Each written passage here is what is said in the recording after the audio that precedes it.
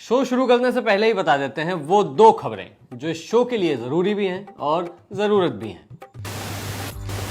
PM Modi फिर से विदेश दौरे पर चले गए हैं और अमेरिकी राष्ट्रपति ट्रंप ने एक और बार सीज फायर का क्रेडिट ले लिया है। दोनों का अलग अलग ही कंपटीशन चल रहा है, दोनों ही अवार्ड के लिए ये कर रहे हैं। इन दोनों के लफड़े पे मेरे को क्यों फंसा के रखा है? उठा ले रे बाबा, उठा ले। एक पीस प्राइज के लिए और दूसरा टीस प्राइज के लिए। बाकी ये भी आप समझ ही गए होंगे। तो हाय हेलो नमस्ते, मेरा नाम है प्रद्युम्न, काम है बकैती। किस खबर ने दी टेंशन, किस खबर ने दी राहत, किसने किससे क्या कहा, कौन हुआ आहत। हर हफ्ते की खबरों का वीकली डोज लेकर हाजिर है पंचायत। चलिए शो शुरू करते हैं। अभी मजा आएगा ना भिड़ो। हफ्ते की शुरुआत इस धमाकेदार न्यूज के साथ हुई कि उपराष्ट्रपति जगदीप धनखड़ ने इस्तीफा दे दिया है। ये कैसे हो गया? ये इतनी शॉकिंग न्यूज थी कि धनखड़ साहब को खुद अपने इस्तीफे का पता तब चला जब उन्होंने मीडिया के एक रिपोर्टर को मीडिया बाइट के लिए अपने बेडरूम के नीचे पाया। जनता को यकीन नहीं हो रहा था कि उन्होंने रिजाइन कर दिया है।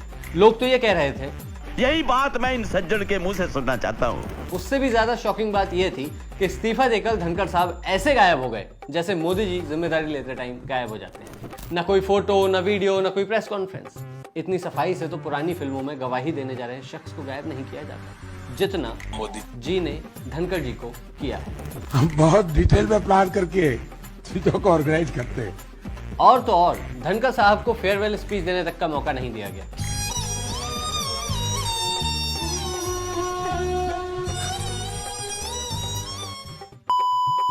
जब सरकार ही फेरी टेल के हिसाब से चल रही हो तो फेयरवेल नहीं मिला करती। तो इधर संसद का मानसून सत्र शुरू हुआ, उधर हमारे बादल प्लेन लेकर यूके और मालदीव निकल गए। हम तो झोला उठा के चले। ये वही मालदीव है जहां घूमने वालों को गोदी मीडिया इंटरनेशनल बता रहा था। अब जब मोदी वहां टूर करने गए हैं तो इसे मास्टर स्ट्रोक बता रहे हैं। वाह मोदी जी वाह। गोदी मीडिया इतना प्रेडिक्टेबल हो गया है कि मोदी जी भी बोलने से पहले कुछ नहीं सोचते। उन्हें पता है कि मीडिया तो उसे मास्टर स्ट्रोक बता ही दे। पर गुरु, अब प्रचार मंत्री घूम रहे हैं तो खर्चा भी होगा।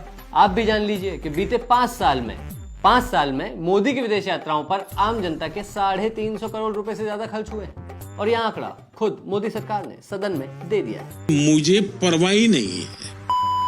हालांकि यह हाल तब है जब नरेंद्र भाई ने आज तक किसी भी टेक्निकल होटल में देश के खर्चे से होटल करे बगैर एयरपोर्ट पर बैठते हैं, वही स्नान करते हैं और पेट्रोल डलवा कर आ देते हैं। इसी के साथ मोदी जी और विदेश से जुड़ी एक और खबर सुन लीजिए। मोदी सरकार के कार्यकाल में 17 लाख लोगों ने देश छोड़ा है। इन सबसे अच्छे तो मोदी जी हैं जो हर महीने 3-4 बार विदेश जाते हैं लेकिन किसी और देश की नागरिकता नहीं लेते। अब लेते हैं तो सिर्फ एक चीज, हाईएस्ट सिविलियन अवार्ड। भाई इससे तगड़ा देश प्रेम किसे होगा? इसके लिए एक थैंक यू तो बनता है। Thank you. वैसे जो लोग भारत की नागरिकता छोड़कर गए हैं और विदेश में बस गए हैं, मोदी जी चाहें तो उनसे ज्यादा एनआरआई को वापस ला सकते हैं। जैसे ये एक दो लोग, ये उनके साथ प्लेन में बैठकर वापस आ सकते हैं। प्रधानमंत्री जी से मुलाकात हुई? हाँ मिली, दर्शन हुआ, उनका दर्शन हुआ। सोचिए इन्हें मोदी जी से और अपने देश से दूर रहने पर कितनी तकलीफ हो रही है। मोदी जी ही इनकी तकलीफ दूर कर सकते हैं। वैसे मोदी जी हैं तो ट्रेंड सेटर, खुद भी विदेश जा रहे हैं, बाकियों को भी ले जा रहे हैं। हो सकता है ये भी एक मास्टर स्ट्रोक हो। जनसंख्या पहले ही इतनी ज्यादा है, कम करने का शायद यही एक तरीका सूझ रहा हो। वैसे इस वक्त सूझ तो इलेक्शन कमीशन को भी एक फर्जीवाड़ा रहा है।